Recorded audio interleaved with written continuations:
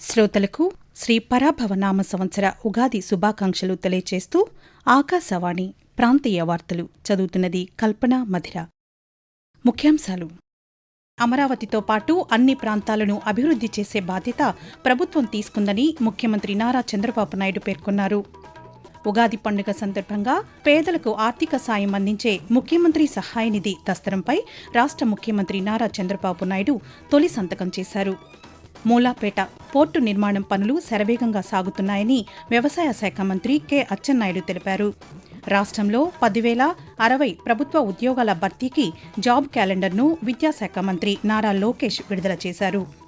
రాష్ట్ర సాంఘిక సంక్షేమ శాఖ నిర్వహిస్తున్న జ్ఞానభూమి పోర్టల్కు ప్రతిష్టాత్మక స్కోచ్ అవార్డు లభించింది.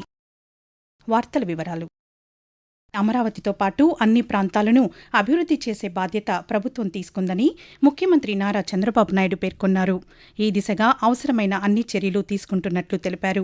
ఎన్టీఆర్ జిల్లా విజయవాడలోని తుమ్మలపల్లి కళాక్షేత్రంలో శ్రీ పరాభవనామ సంవత్సర ఉగాది వేడుకలను ఈరోజు నిర్వహించారు. ఈ కార్యక్రమాన్ని ముఖ్యమంత్రి జ్యోతి ప్రజ్వలన చేసి ప్రారంభించారు. అనంతరం మాడుగుల నాగఫణి శర్మ పంచాంగాన్ని పఠించగా ముఖ్యమంత్రి, మంత్రులు, సభికులు శ్రవణం చేశారు. అనంతరం ముఖ్యమంత్రి మాట్లాడుతూ ప్రస్తుతం మొబైల్ నుంచి పాలన సాగించే రోజులు వచ్చాయన్నారు. ఏఐ, క్వాంటం కంప్యూటింగ్కు ప్రభుత్వం ప్రాధాన్యత ఇస్తున్నట్లు చెప్పారు. 2047కు తెలుగు జాతి ప్రపంచంలో ముందంజలో ఉండాలని ఆకాంక్ష వ్యక్తం చేస్తూ, ఈరోజు తెలుగు జాతి నెంబర్ 1గా ఉండాలనేది నా సంకల్పం. ఈరోజు తెలుగు ప్రజలందరినీ కోరుతున్నా, మనం అందరం ఒక సంకల్పం చేద్దాం.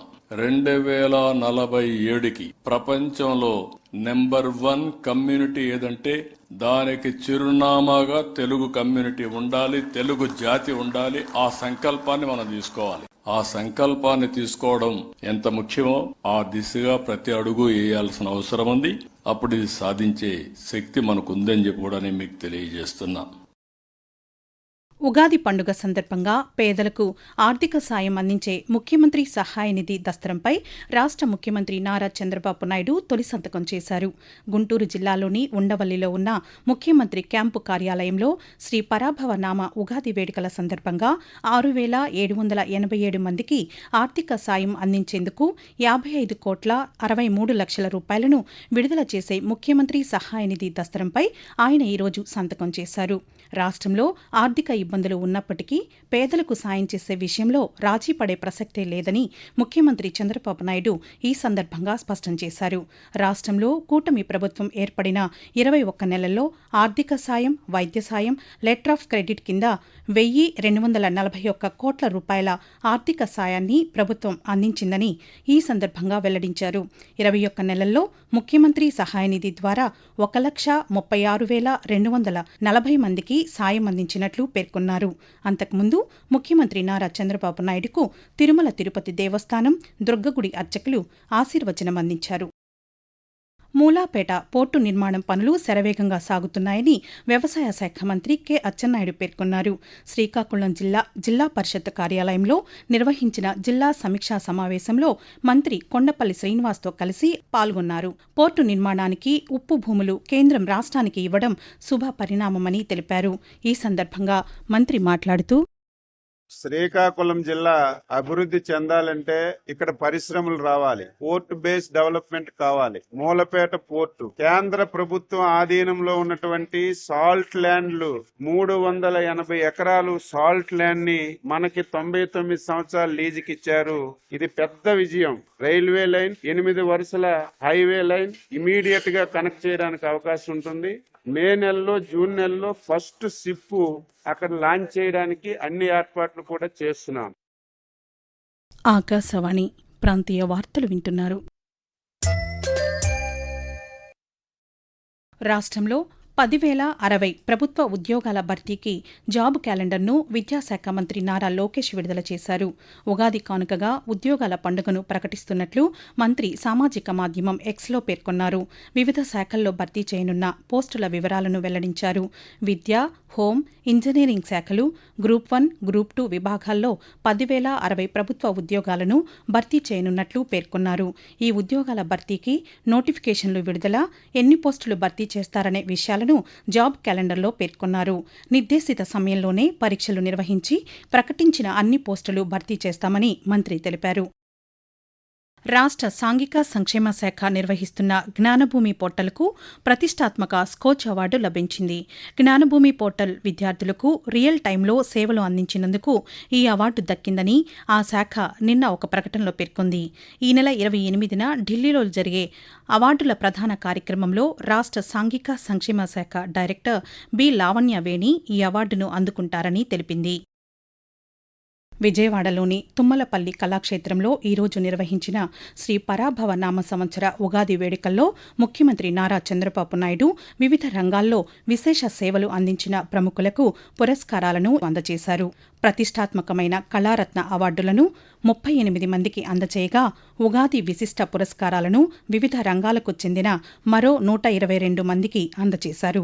సాహిత్యం విభాగంలో గతంలో ఆకాశవాణిలో పనిచేసిన ఆర్ఏ పద్మనాభం, రొక్కం కామేశ్వరరావు కళారత్న అవార్డులను ముఖ్యమంత్రి నుంచి అందుకున్నారు. జర్నలిజం విభాగంలో జి కొండలరావు, వలేటి గోపీచంద్లతో పాటు విజయవాడ ఆకాశవాణి కేంద్రంలో ప్రస్తుతం కార్యనిర్వహణ అధికారిగా బాధ్యతలు నిర్వర్తిస్తున్న చుండూరు మాణిక్యరావులు ఉగాది పురస్కారాలు ముఖ్యమంత్రి నుంచి అందుకున్నారు. వచ్చే విద్యా సంవత్సరానికి ఇంటర్మీడియట్ అకాడమిక్ క్యాలెండర్ను ఇంటర్మీడియట్ బోర్డు కార్యదర్శి పి రంజిత్ భాష నిన్న విడుదల చేశారు. ద్వితీయ సంవత్సరం విద్యార్థులకు ఏప్రిల్ 1 నుంచి తరగతులు ప్రారంభం కానున్నాయని ఈ క్యాలెండర్లో పేర్కొన్నారు. ఏప్రిల్ 24 నుంచి మే 31వ తేదీ వరకు వేసవి సెలవులు ఉంటాయని తెలిపారు.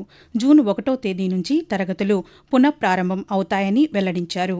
అక్టోబర్ 10 నుంచి 20వ తేదీ వరకు దసరా 2026, జనవరి 2027 9 నుంచి 17వ తేదీ వరకు సంక్రాంతి సెలవులు ఉంటాయని వెల్లడించారు.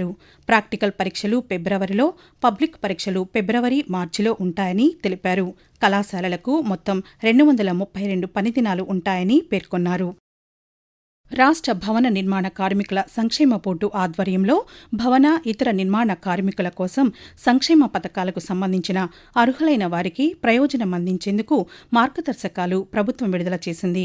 ఇందుకు సంబంధించిన ఉత్తర్వులను కార్మిక శాఖ కార్యదర్శి ఎంవి శేషగిరి బాబు నిన్న జారీ చేశారు. వివాహ కానుక, ప్రసూతి ప్రయోజనం, సహజ మరణ పరిహార పథకం, అంత్యక్రియల ఖర్చులకు సంబంధించి ఈ ఏడాది మార్చి 1వ తేదీ అనంతరం సంభవించిన ఘటనలకు వర్తించేలా ఏపీ సేవా పోర్టల్ ద్వారా వినతులను స్వీకరించాలని ఎంవి శేషగిరి బాబు అధికారులను ఆదేశించారు. గుంటూరు జిల్లా తాడేపల్లిలోని వైఎస్సార్సీపీ కేంద్ర కార్యాలయంలో శ్రీ పరాభవ నామ సంవత్సర ఉగాది వేడుకలను ఈరోజు నిర్వహించారు.